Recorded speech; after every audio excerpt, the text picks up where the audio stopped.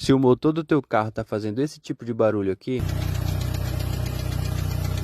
você precisa assistir esse vídeo até o final. Eu vou ter que desmontar o cabeçote para poder mostrar para vocês o defeito desse motor. Já vou adiantando para vocês que não era defeito de regulagem de válvulas, por isso que eu tô tirando o cabeçote, então o defeito tá na parte de baixo do motor. Tá enroscando um pouco aqui porque eu tô tirando completo o cabeçote com escapamento e admissão. Depois de desmontar o cabeçote, olha só o que eu encontrei.